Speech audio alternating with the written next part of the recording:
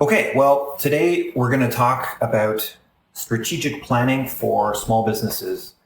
And specifically, when you're going to launch a new business, what kind of things do you need to consider? And not just if it's a new business, sometimes when you're launching a new product or a new service inside an existing business, that is almost the same process as starting a new business. But why don't we start there? What's this? How does it work with an existing business? If you have a new idea, some new product you want to launch, how similar is that to launching a new business?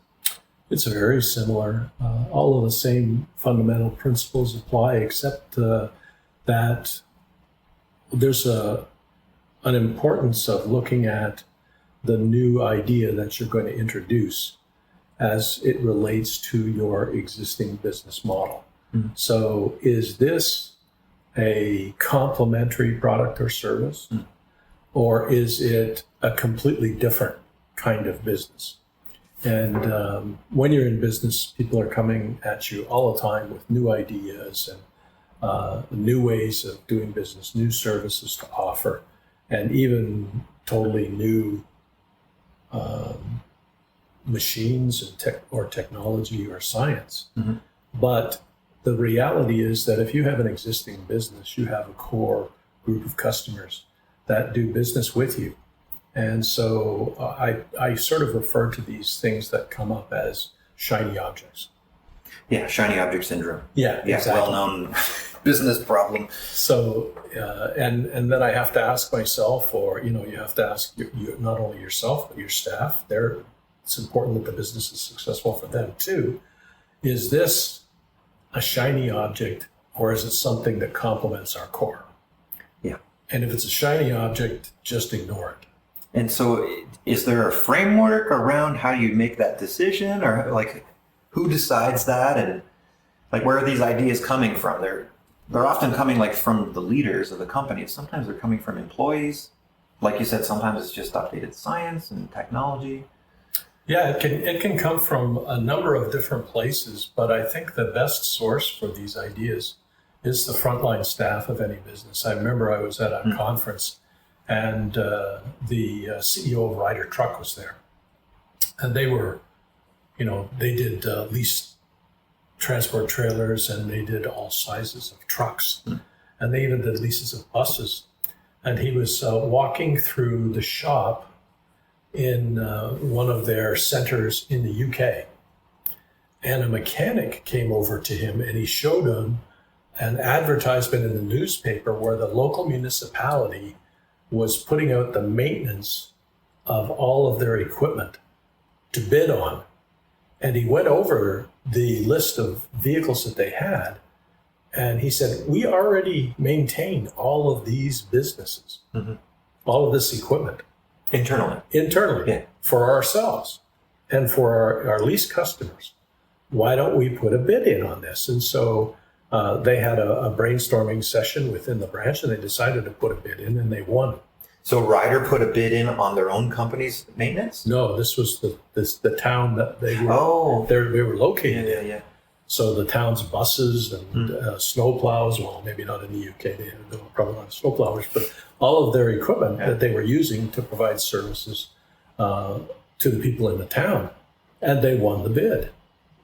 Now that then, because it was core, they were already maintaining all of that equipment, that was implemented all across Ryder worldwide.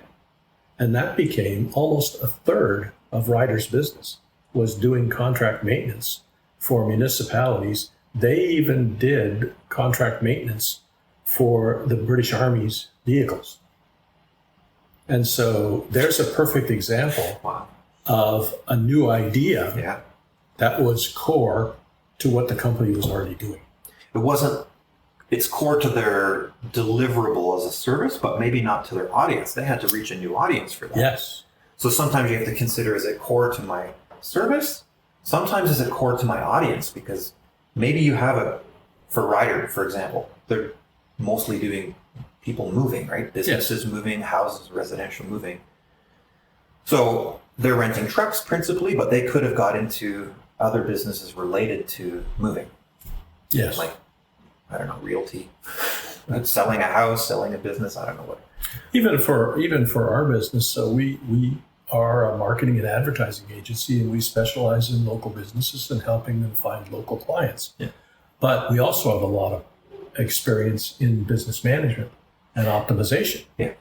And so usually when we engage with a customer to do their marketing, we say, can we see how your operations run? And a lot of times with small businesses, it's run on pieces of paper, spreadsheets, and a lot of Just times their memory. or they're flying by their seat of the pants, Yeah. right?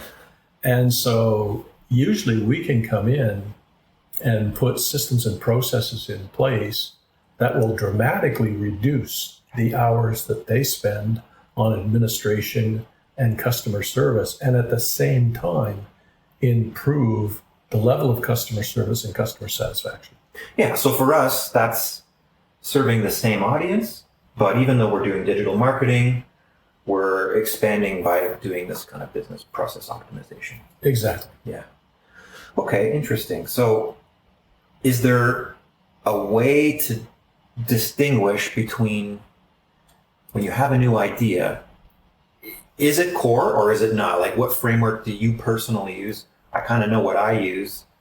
How would you think about that? I look at our core customers and I say, is this a service that would be something that they would want to buy? So when I talk about core customers, in general terms, in pretty much any business, there are one or three products or services that represent 80% of your revenue. Yeah, 80-20 rule, right? Yeah, exactly. And so the other 20% of your business is almost, I like to draw the parallel between that and the grocery store. So I put myself through university working in a grocery store. And so you go to the grocery store and it's organized based on what people's interests are, so that the outside is all of the essential things. And then as you move into the center of the store, they become less and less essential. And then as you go to the checkout, there are things there which you really never had any intention to buy, but The gum, the you're candy. there. Yeah, well, yeah, sure, I could use a pop. Yeah. I just spent 2.5 hours shopping, and so you grab a pop or you grab a 2.5 hours. Oh my goodness. Yeah. Not that I spend that much time doing it, having worked in a grocery store, and it's the same thing with most businesses. So your customers come to you for your core. Now, they're already there. So if you have another service that they also use, it may not be your core, but they will probably buy it from you just out of convenience. One-stop shopping, right? Exactly. Yeah. And so the important thing about your business is to understand what your core is. You focus on marketing and advertising and producing your core. The other stuff you contract out. You don't waste money on marketing or advertising. You look for partners that do that as their core. And then you can focus on continually improving the quality and level of service that you offer. Yeah, like accounting and bookkeeping is a good example of that. Most small business owners are not very competent in that, don't want to do it, and outsource it. I would hate my life if I had to do bookkeeping and accounting. Doing the technical implementation of digital marketing, sure, I'm into that, but yeah. It's interesting. After I studied computer science in the U.S., and that was my first diploma. And then I decided when I started working that I would go to university. And at that time, moving up the corporate ladder was finance. And so I started in finance, started my degree in finance. And in my second year, one of my professors was away in Texas doing a hostile takeover. And this young lady came in who had just become a CA. And we were talking about balance sheets. And she put 12 transactions up on the board and she ran it through and it balanced the first time and she got so excited. And I just said, this never happens. I said, I can't do this. And I went down to the counseling office and there was a grad student there. And he condescended to work with me, and we did a profile of who I am and what my personality's like. And he said, you should really be in marketing. And he said, we can move you to marketing, and you've only wasted one credit. And if you want to do an additional credit, we can get you both a marketing degree and an economics degree. And so that changed, and I was much happier in marketing and economics than I ever was in finance. Yeah. People who like bookkeeping are a special breed of people. We need those people, but I don't understand them. Exactly. Okay, so sounds like that's your framework for, is it core? For me, I like to have a strategy around what is this business about? So if it's a new business, great. What is this business going to do? What's our main deliverable? Who are we going to be serving?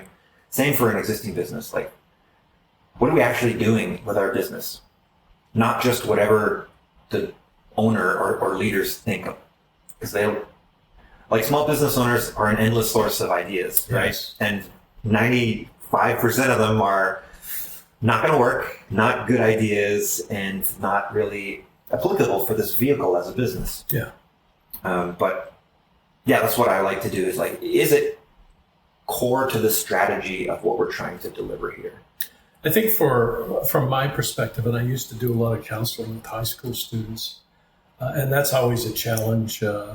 It seems that most high school students wanted to become teachers because that's the only thing they ever get exposed to. That's true. And I used to go in and talk to high school students and about this idea of, what do I want to do with the rest of my life? Mm-hmm. And I would always talk to them about, how do you want to live? What lifestyle do you want to have? Mm-hmm. Look around at your friends' parents. And if you can see a friend's parents that are living a lifestyle that you would like to live, okay, understand what they do for a living. Now, there's a lot of data available on the internet, yes, and you can find out in your area what the average income is for that type of job. Yeah.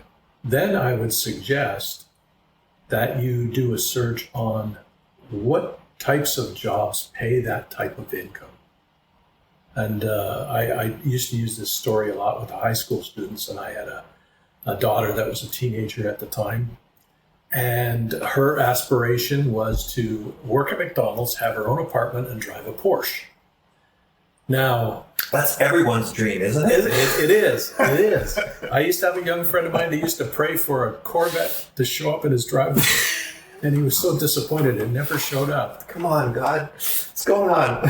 But of course, it doesn't take a lot of reflection or research to figure out that if you are going to work at McDonald's, you probably won't be able to afford an apartment, let alone drive a Porsche.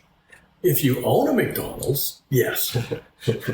And so, unfortunately, my daughter's dream was not able to be realized. Yes. And so that's why I talk with students about looking at the type of lifestyle you want, identifying what amount of income is necessary to achieve that, and then look through all of the types of jobs that there are. Yeah.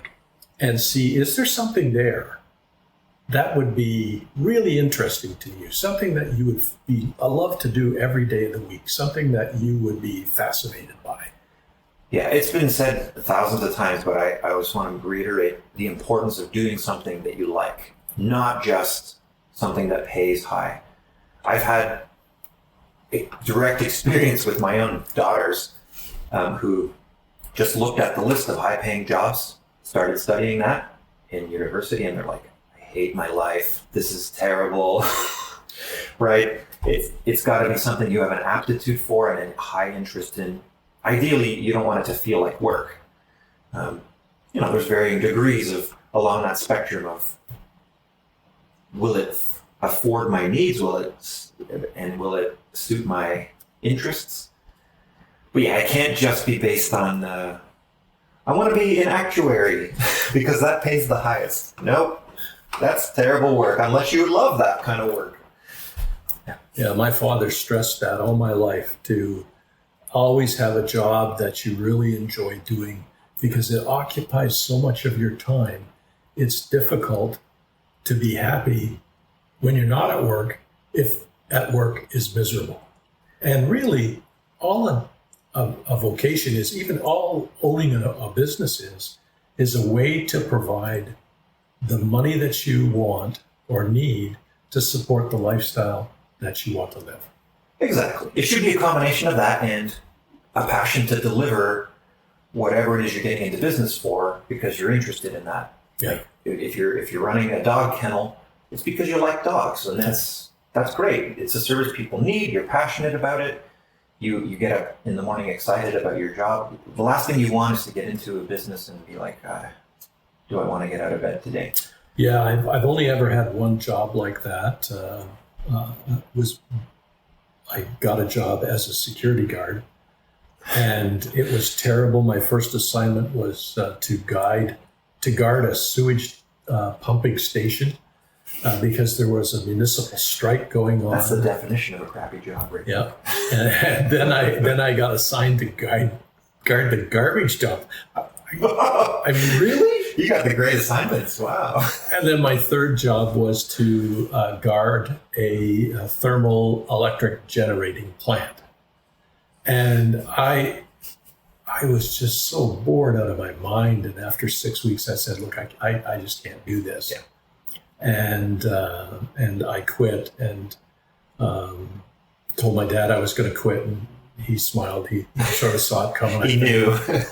And Yeah. so he said, well, go put your suit on and we'll go see if there's some other jobs out there. And I can remember walking into a grocery store in my Sunday best suit, and which kind of surprised everybody. And I walked in, and they said, well, go to the back of the store, and in the middle entrance, go up the stairs, and there'll be somebody there you can talk to. And I did that. I walked upstairs, and I introduced myself, and he looked at me. He looked at me up and down, and he said, what do you want? I said, I need a job. He said, well, you're the first person in my memory that has shown up looking like they actually want a job. You're hired. Start Saturday. Wow. No interview. No interview, Wow. nothing. And Talk about standing up. he said, you'll be working in the produce department. And I had spent a lot of time working on farms in the summer, so I thought that would be great. And I put myself through college working in that grocery store, and I just loved it. I was always looking forward to going to work. Yeah, I worked at a fast food restaurant when I was young as well, and like in high school. And I didn't regret it. Like, I always found it to be a positive experience because it motivated me to know what I don't want to do for the rest of my life. Like, I saw some lifers there that were in their late 50s and 60s working there as managers, and that was their career. And I was like, not for me. I want something a little better, in my opinion. Mm-hmm. Maybe that person liked their job, and I'm not trying to say that's not a job that anybody should like, but for me, I had aspirations to do better because you're going to be limited at your wage level in that kind of work. Plus, I was not passionate about fast food service. That's important. I mean, it's interesting for me. I loved working in the produce department. The best manager I ever worked for was the manager of the produce department in the grocery store I worked for. Yeah. And he was a genius. And he made work a game. Yeah. And I look back now, and really the management style that I've used most of my career is basically the Leo Ducharme management philosophy, which is to make work a game. And there's actually an interesting book that I read, The Game of Work. And in many of my companies, I've always made that required reading for everybody. Yeah. Is how do we make work fun? That's the thing in companies or positions where, for example, the fast food manager, the grocery store manager, you're probably not in it because you're passionate about groceries or passionate about fast food. You're passionate about working with people. Yeah. Like when you're managing, it doesn't matter what you're managing people really at the end of the day. So yeah, if you're into that, there's lots of levels for it, right? There's the fast food manager, and then there's the corporate manager, and every spot in between. Yeah, and Leo's approach was, make what has to be done a game, and make sure the customer has a really great experience. Yeah. And so, whereas in a lot of times you go into a store and you can't find anybody, they're hiding in the back. Mm-hmm. I would always structure my time in the store so that I was always out on the floor and talking to customers and introducing them to new products that have come in. And Leo would get all these recipes for them to try. And so it was a really amazing social experience for me. Well, something too, if you realize that your job as a manager is to manage people, not processes, and not food or whatever it is that you're managing, you tend to hire people that are people as well. Mm-hmm. And you're going to get less people that want to hide in the back and more people that are like willing to interact with customers and provide a good overall experience. Mm-hmm. So we talked about how much money you want to make as a business owner or as an employee. So getting back to like, you want to start a new business, it has to be viable in the sense that it's going to earn enough money to make sense. If it's a new business, if it's a new branch or division or product within a business, how do we approach thinking about what does it need to earn in order to be quote unquote successful? Well, certainly there's a lot of information available on the internet today. One of the, even back when I was talking to high school students, which as you might tell was a few years ago before the internet, I would ask them to look at the government reports on that particular industry. Mm-hmm. They would want to be working in an industry that was growing, not one that was in decline. Mm-hmm. Because you don't want to start up a DVD store? No, exactly. Right now? No, Blockbusters has already proven that doesn't work. Yeah. So we always have to look and say, okay, I'm going to start a business, and what is the growth pattern of that business? What's the average size of that type of business? What is the average revenue? My son is still really good at sports. Absolutely outstanding at baseball. He was catcher. Just an amazing baseball player. And he considered pursuing a life of as a professional baseball player. And he was probably good enough to do it. And I asked him, why do you want to be a professional baseball player? He said, because they make a lot of money. Yeah, millions. I said, how much money do they make? He said, like $1 million a year. And so I said, well, let's do a little research. And so we did a research on how many baseball players in professional baseball made $1 million a year or more. Yeah. There weren't very many. Right. Only the ones that you see on TV that you don't see all the other ones. And so then we looked at how many baseball players there were in professional baseball, AAA, AA, single A, all through the system. And there were hundreds of thousands of people. Yeah. And I said to him, okay, that's sounds like it's a bit of a long shot to get that $1 million ticket. And I asked him, I said, so we live in Ontario at the time. And I said, how many business owners do you think there are in Ontario that make $1 million a year or more? And he said, well, I don't know. And I said, well, fundamentally, most average run businesses make 10% pre-tax profit. So in order to make $1 million a year, you'd have to have sales of $10 million. So how many businesses do you think there are in Ontario that have sales in excess of $10 million? He says, I don't know. I said, well, I do. There's 25,000. And better odds. He thought about that for a couple of minutes. He said, I think I should do a degree in business.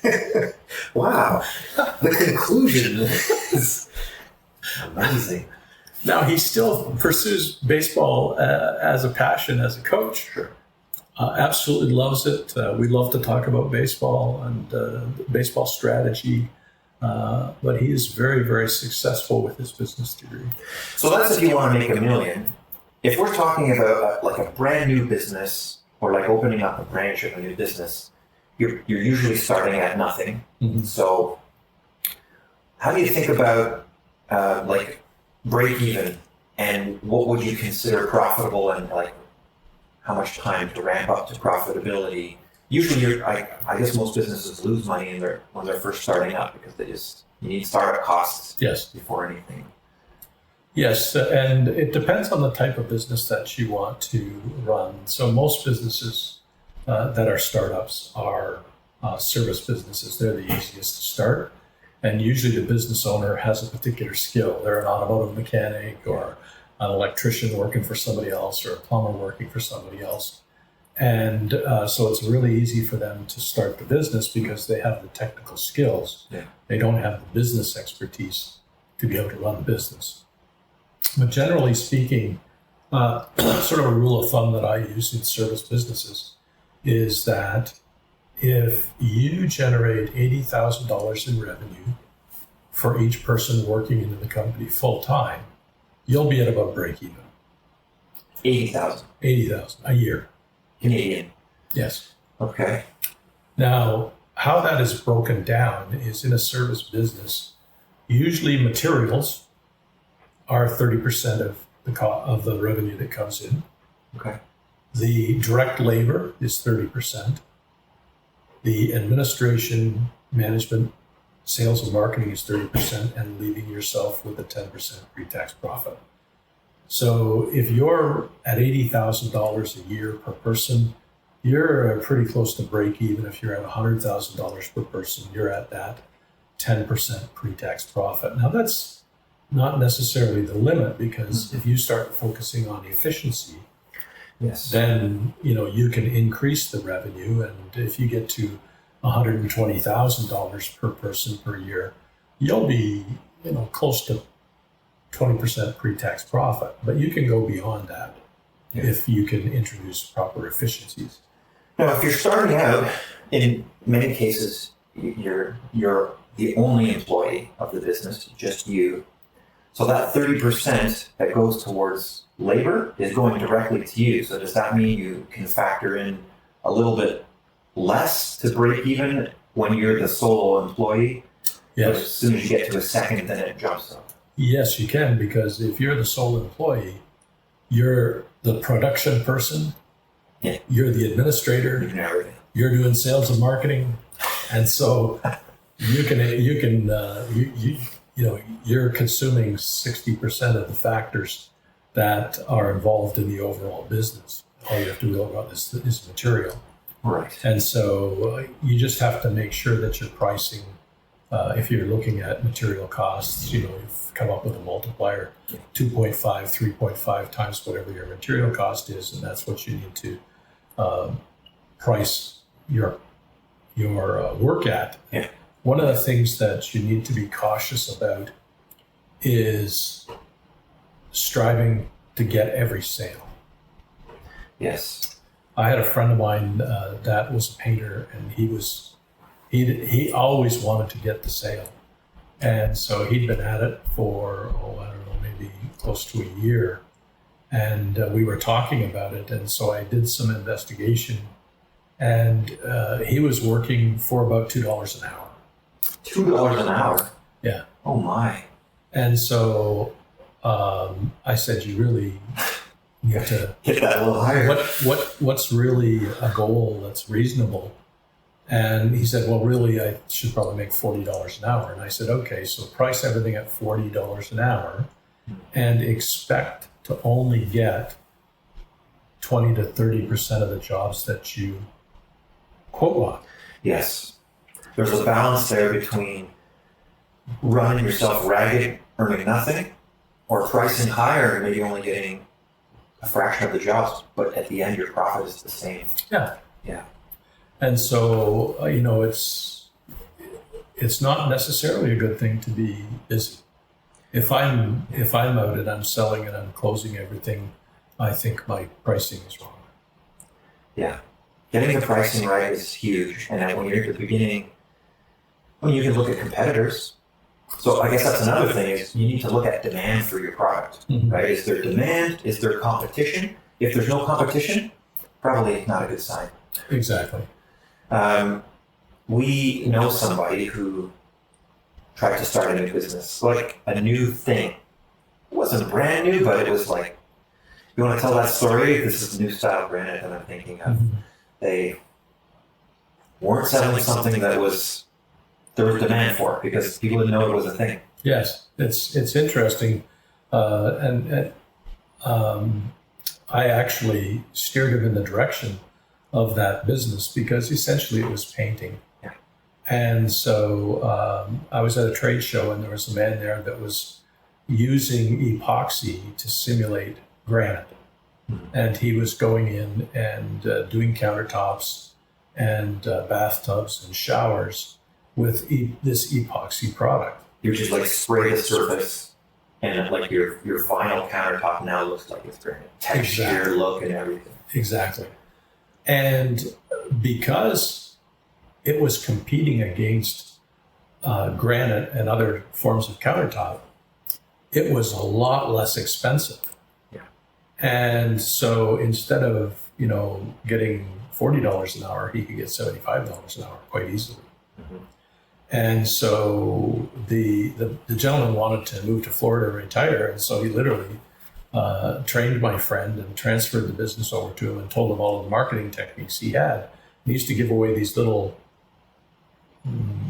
animals or mannequins at trade shows that were covered in the epoxy as a demonstration of what it was like. Yeah. So people could walk away with it. Feel it, yeah. And they could feel it. And so he started swinging his focus over onto this, what he called New Style Granite. From painting to this epoxy spray. Epoxy spray. And one of the challenges was that he had too high an expectation of the customer. And so when he first started, he would get calls from people looking for granite countertops.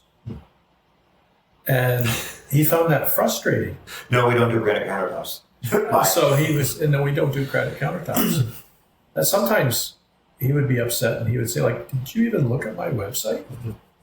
And so I worked with him and I said, there's another approach that you can take to this. Assume that people aren't going to read the website. Yeah. They're just not going to do that. They're going to see granite and they're thinking they need a granite countertop.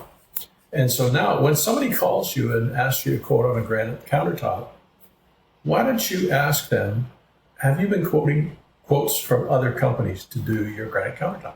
Oh, yes. And how much per square foot was that? And they would say like, $25, $35 a square foot. That's pretty expensive, isn't it? Yes. What if I could give you a countertop that would look and feel like granite, would stand up better and be more heat resistant for 1/3 of the price? Would that be something you'd be interested in looking at? Yeah. And so that turned the business around, and it turned what he was perceiving as a negative into a very positive thing because he was introducing a technology that nobody even knew existed. Yes. Yeah, that's the trouble with brand new things. Sometimes you don't know how to measure demand because there isn't demand. It's brand new. Like when the iPhone just came out, like other than Steve Jobs' presentation, it was the flip phones were the thing, right? We didn't even know that was a thing. It now caught on very quickly because it was amazing. Mm-hmm. And a lot of new technologies that come out, like this granite thing, actually were pretty amazing. Whether it gains traction or not, that's up to the market. Yes. It all depends how good the substitute is and how much less expensive it is. And when you're going into a marketplace, if you want to grab market share, traditionally the way it happens from an economic standpoint is the new company will be providing a product at about 30% less expensive, than a lower cost than the existing dominant players in the marketplace. Yeah. They might not be as versatile, might not be quite the same quality, but a lot of people will be willing to accept that quality for the 30% savings. And then you can start to get a foothold in the marketplace and then work on improving your quality. And that's usually how markets evolve over time, is you have somebody that's a dominant player in the market and somebody new comes along and starts eroding market share from the bottom Yes. with a lower price. And then they work on their efficiency and how to do it at a lower cost. Yeah. And then they become the dominant player in the marketplace. Yeah, and we got this concept then of incremental improvements on a product, but then there's like a total revolution of newness. So like the flip phone to iPhone was like a revolution. Yes. The granite countertop to a sprayed countertop was a revolution in the way you could do this in terms of cost. You're still getting a similar deliverable, but there's different kinds of revolutions, of course. And that, it brings you from the concept of, most people will have heard of red ocean versus blue ocean, where if it's a red ocean, there's so many competitors, everybody's feeding, the fish are having a frenzy all the time, and there's blood in the water. That's not where you want to be, because then it's a race to the bottom in price. Yeah. What you want to do is create a new blue ocean where you're the only player. You're creating something totally new, or at least new in perception. Exactly. Sometimes it's new in the way you deliver it, new in service, it could be new in any number of ways, but that can make a difference too. You still need to make sure there's enough demand for it, because if there's no demand, it's going to be a hard game to play. And, Bill Gates is a perfect example of that. When he first got into business and started building computers, he realized that parents had about $2,000 to invest in their children's education. Yeah. And so everybody was buying Encyclopedia Britannica for their kid to do research. Mm-hmm. And so his computer was about $2,000, and he realized, my competitor is Encyclopedia Britannica. What if I give anybody that buys my computer an electronic encyclopedia? Now, nowhere near the quality of Encyclopedia Britannica, but nonetheless, I don't know. Maybe not in content, yeah. but in searchability, Oh yes, vast improvement. vast improvement. Yeah. And so Encyclopedia Britannica went from their best year ever to bankruptcy in 18 months, because Bill Gates was giving anybody that bought a $2,000 computer from him an encyclopedia. This in Digital. content. Yeah. Yeah, I'm old enough to remember those. And so sometimes you can be caught completely off guard. And some companies actually are always looking for, what is going to be out there that they can't see that's going to kill them. Yeah. Hewlett Packard was great at that. Hewlett Packard dominated printing. And they're doing all this research, and they came up with this ideal of inkjet printing, where the printing cost was like a fraction Yes. of traditional It printing. was dot matrix before, like with Yeah. had this Oh, yeah. hammering, those Yeah. loud printers. And so their thought was, this is going to kill our print business, but if we don't do it, somebody else is going to do it. And so they launched the inkjet printer marketplace. And of course, all those dot matrix printers and all of those other, basically Selectric typewriter type printers are all gone, and they're all replaced with inkjet printers. And we can see many, many examples of that Yes. in many, many different industries, where somebody got caught off guard, and somebody else came in with a different idea. It was quite interesting. Blockbuster and Netflix. Yeah, Right? it was quite interesting. It was actually the Swiss watch manufacturers that developed the first digital watches. Really? Yeah, but they didn't produce them because it would undermine their traditional, Oh, wow. Rolex, like I have a Rolex. That's the same story of Xerox, right? They invented the GUI, Yeah. the graphical user interface, and Microsoft went with it and almost put them out of business. Yeah. Crazy. Yeah, it's really interesting when you're doing strategic planning, and you got to look at, of course, what your strengths are, what opportunities you could see, what your weaknesses are. Mm-hmm. But the threats, that's the outside thing that's really difficult to determine what possible threats are out there that can totally kill me. Sometimes it pays to have an outside business help you in your strategic planning, Mm-hmm.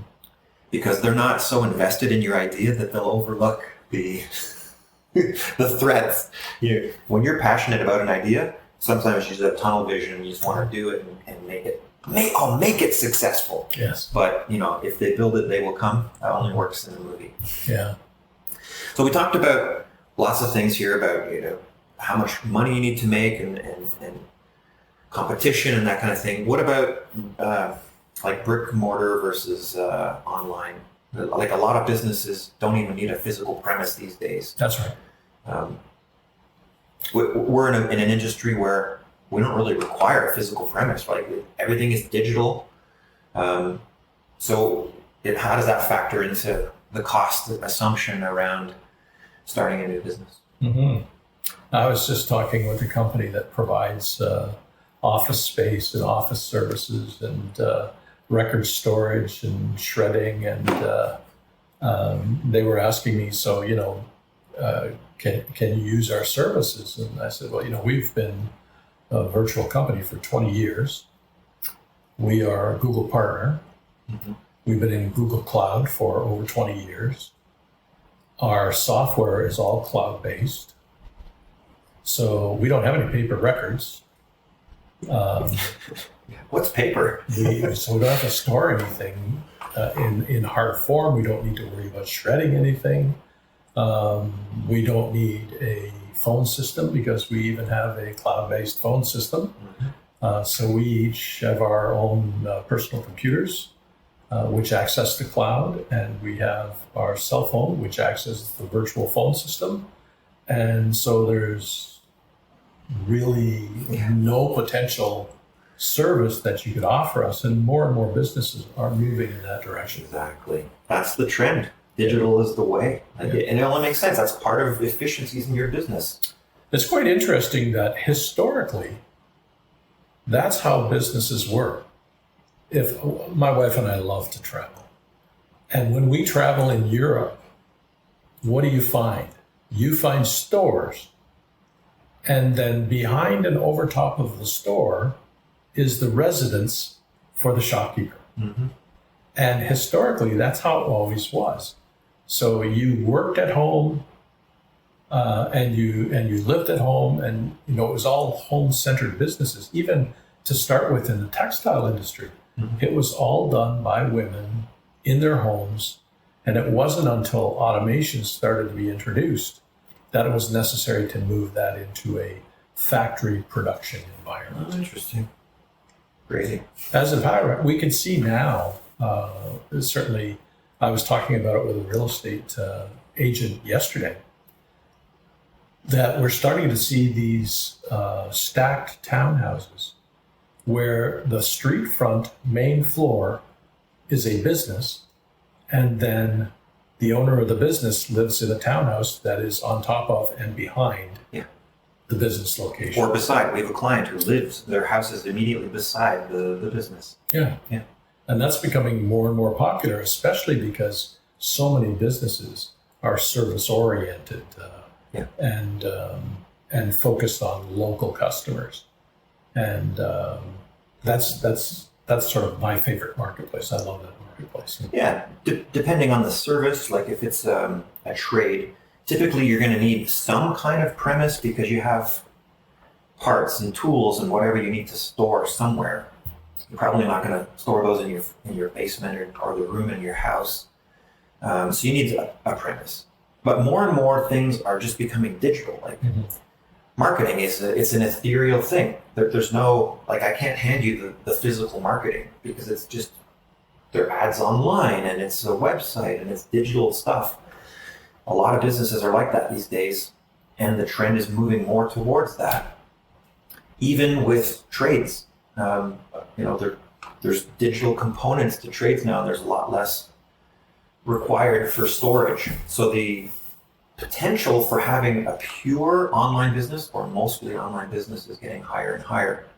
It is, and statistically today, 87% of people search the internet before they make any purchase, even if they're going to order pizza. Yeah. And brand loyalty is not a huge factor. Statistically, we see well-established companies which will have, maybe 55% of their business is brand oriented. So somebody's searching based on their business name. Yeah. But when we look at the amount of traffic they are getting compared to the generic keyword for the service that they're offering, they'll be getting mere fractions of the overall traffic. Yeah. And that's what most people are looking for, especially if they're not a current customer. They're just discovering that they know what they want, but they don't know you. Yeah. Business. We had a client, a funeral home, and they were well established, decades in the business, and their business was flat. They were in a high growth area, and so there were a lot of people moving into the area. Now that presents a challenge because those people that are moving in don't have a local supplier that their family has done business with for many generations. For funerals. Right? And they're going to die eventually. And so we convinced them to use a particular platform that we developed, our Get Found Accelerator platform, which is focused on finding new local clients. And they wanted to increase their business by 50%. They always had done about 200 funerals a year, and they wanted to do 300. Yeah. That's a tall order. It is. And so we launched, and they were focused on funeral and cremation in the first 3 months, and their sales increased by 34%. And they were really surprised. And so we increased to add 2 more keywords, which was prearranged funeral and celebration of life. And by the end of 6 months, they had just broken through a 50% improvement. So they had gotten to an average year total of 304 funerals a year. Yeah. And it was crazy. And I asked them, do you still want to grow? And they said, yes, but by increasing the number of funerals by 50%, we've discovered that we've got some supplier issues, we've got process issues, we've got workflow issues, we've got storage issues. And so we need to sort of coast for a while and get the efficiencies back into the system. And then we can continue to grow after that. And that's not unusual. I can remember, and you're familiar with a restaurant that we engaged with, and they thought that their business had been flat for a long time, and they didn't have high occupancy, and they thought it was because everybody was moving from their community to a nice new community that was north of them. And I went in and did the research, and they also didn't think they had room to grow within the confines of the existing restaurant. So I did a process workflow analysis, and I went back to them and I said, well, okay, you can grow 34.5% without having to change anything in the restaurant. They were quite shocked. And I went through the presentation and explained how they would do it. And they didn't think they didn't think it would work. And I said, what do you think you can grow by? And they said, maybe 10%. So, okay, so we tailored back the marketing and advertising strategy to try and get to 10%. And every quarter I would meet with them and we would look at the traffic, and they went from 200 visitors a month to 1,500 visitors a month to 2,500 visitors a month.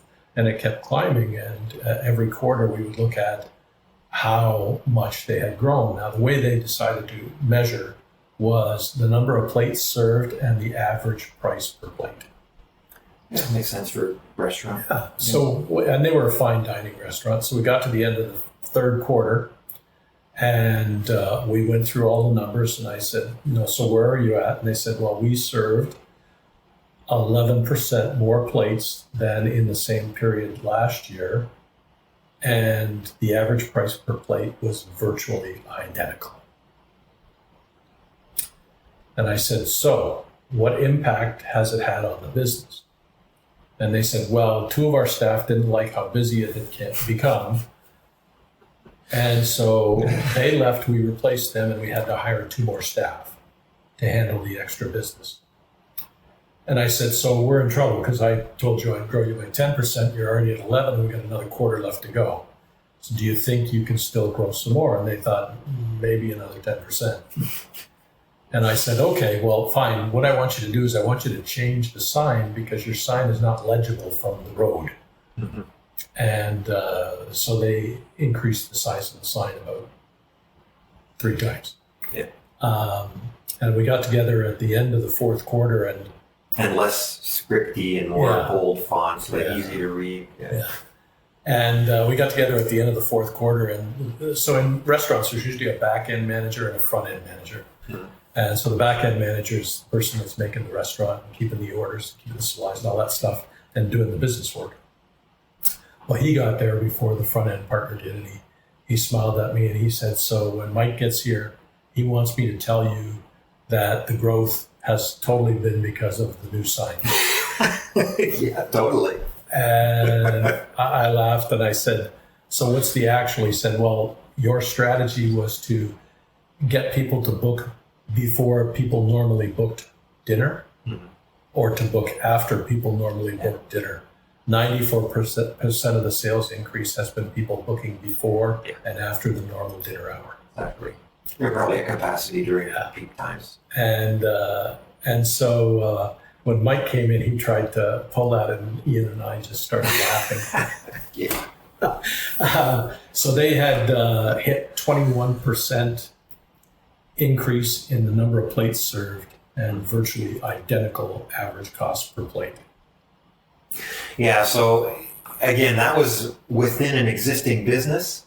It wasn't even a new idea, it was an efficiency improvement. Yes. And sometimes, like in this case, sometimes it pays to bring in an outside consultant to get some new thinking in there. Yes. And help implement it. Like in this case, we were able to implement a significant change that, not only was the idea there, but the marketing behind it that they wouldn't have been able to take care of themselves.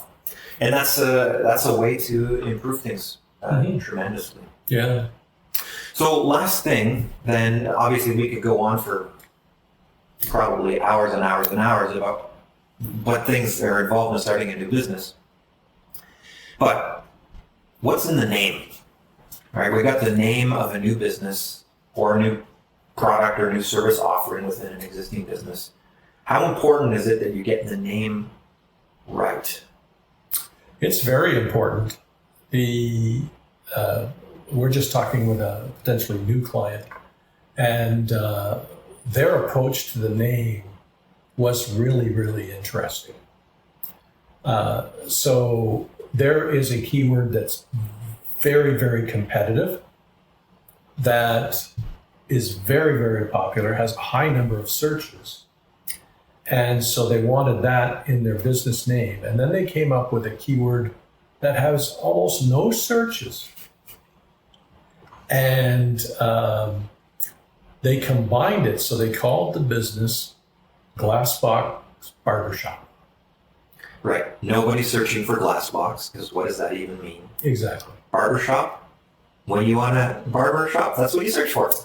So they've been out there now coming, close to 10 years. Mm-hmm. And Glassbox Barbershop has thousands of searches every month. Yeah. And so they broke the difficulty to compete for barbershop by adding a very unique word to it. Yeah, so they probably, I'm assuming they deliver an amazing service. Yes. That's just given. Any business needs to do that if you want to stay healthy.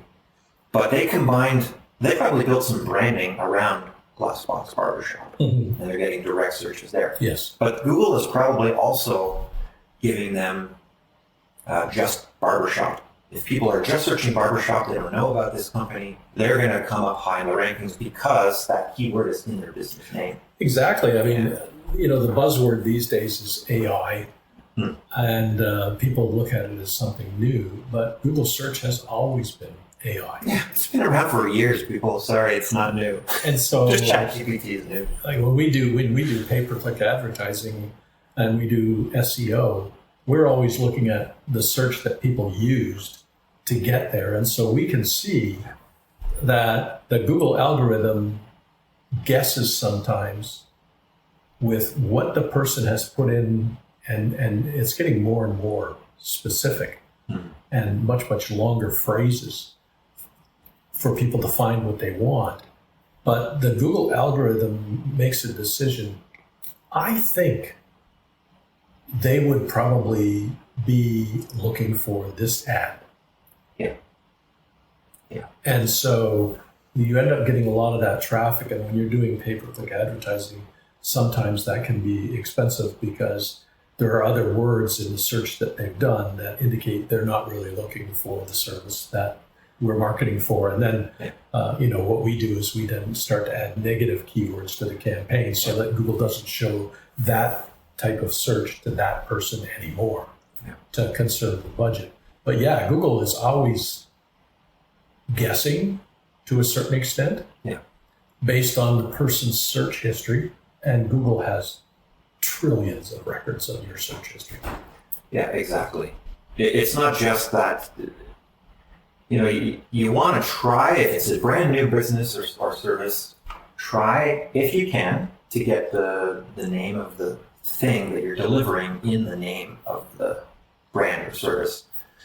Not always possible. No. But not only does it help with search ranking, and that's so important because, like you said earlier, like 87% of people are looking for something online before they go to look for it in person. And you can't be too obvious about it either. Sometimes you'll see some interesting names for businesses, like best realtor in Oshawa, Clarington, Newmarket, Markham, Scarborough, Ajax, Pickering. Google refers to that as keyword stuffing. Yeah, there's a special term for that. Yeah, you're going to get penalized. And so, you have to be appropriate And you wouldn't want to name your business that. That would be ridiculous. Yeah. It has to be something that makes sense. But having a name that describes what you're delivering is also important. Like, my name's Eric, but if I just create a business called Eric's Place, what do you think that I sell? Could be anything. No idea. No clue. Yeah. But if it's Eric's car wrapping, suddenly you understand what I do. Or Eric's electronic, whatever. As long as people can figure out what you do from your name, always a better position, not only for search engine optimization and marketing, but just recognition. Like people driving down the street, if you have a physical premise and you see a sign on the street, what is this? I couldn't tell you how many stores we drive by, and I'm like, what does that place even do? I have no idea, and I'll never go in there to find out because it's a waste of my time, potentially. Sometimes, too, there's a temptation to use a famous quote as the name of your company. Sure. You're going to be competing with millions of searches For that quote. Yeah, with no intent on your business concept. Yeah. And it would, what you end up getting is you're getting a lot of people coming to your website, and within seconds they leave because it's not what they're looking for. Exactly. And Google measures that, and they're like, that's, if you're doing any advertising, suddenly your costs for advertising will skyrocket because. Yeah, we had a client that was really keen on social media. Yes. And we would do reports for them, and they had somebody internally that was doing social media. A lot of businesses love social media. It's the sweet baby right now. I was saying, okay, in their case, about 45% of their traffic was from social media. And the average time the person spent on the website from social media was 1.3 seconds. And the average time that they spent from search was almost a minute and a half. Yeah, a little bit of a different intent. Yes. And that's the advantage of search is, in essence, the person has sort of pre-qualified themselves. They're searching for something. Why are they searching for it? Probably because they want to buy it. Yeah, exactly. The intent matters. But that also illustrates the essential factor of measuring in some detail. Like, it would be easy to say, oh, look, social is contributing so much to our website traffic. It must be amazing. Yes. But you got to maybe dig a little deeper. Sure, it's contributing a bunch of junk traffic, but it's not contributing to your ROI. And we had a client that was, he was asking everybody how they came, and they said it was from Facebook. But the reality is people don't remember how they found your business. And he actually went out, hired a full-time person, increased from 3 postings a week to 10 postings a day, and just spent a ton of money, and it had absolutely no impact on the business whatsoever. Yeah, even if it may have a small impact, there's been a ton of studies, and even a recent study that was just done less than a month ago on the impact of social media in particular is just so tiny compared to every other marketing vehicle out there. Even though it's maybe en vogue right now and it's popular, it's not really contributing to a business's ROI. It isn't. Now, that's not to say that's true with social media advertising. Yes. But True. The difference is, I think one of the differences, the social media platforms don't show your postings to everybody that you're a friend with. And I'm kind of grateful for that, because I have like 4,000 friends. And I have lots of friends that have lots of friends. And so, sometimes it's just overwhelming, and they're only showing to maybe 1% of the people that I'm friends with. So to a certain extent, I'm grateful for that. But if you're talking about social media advertising, that's a totally different ballgame. It is. If you're getting into the social game, quote unquote, Facebook wants you, and Instagram and X, all the platforms, they want you to play into the social aspect of things. You got to be like, not just creating a post, spamming your services. It's got to be like engaging with your customers and commenting on it and interacting with them. Most business owners don't have the time or inclination to do that, nor does it help your ROI that much. Yeah. But an ad on those platforms is not exactly the same, but it's similar to pay-per-click advertising you might see on Google on the display network. Different from the search network, but similar in that those advertising usually. Each channel has its own audience. Yes. There are people that only search on Google. There are people that only search on Bing. Yep. There are people that only use LinkedIn or Facebook or TikTok, or it depends what your demographic is. So that's where strategic planning. Exactly. Like, know your audience, right? Who is it that you're selling to? What's the persona? Let's look at if you're an established business. Let's look at 80% of your customers and sketch out who that is. How old are they? What gender are they? How much education do they have? And we used to be able to do much better targeting on social media than we can now.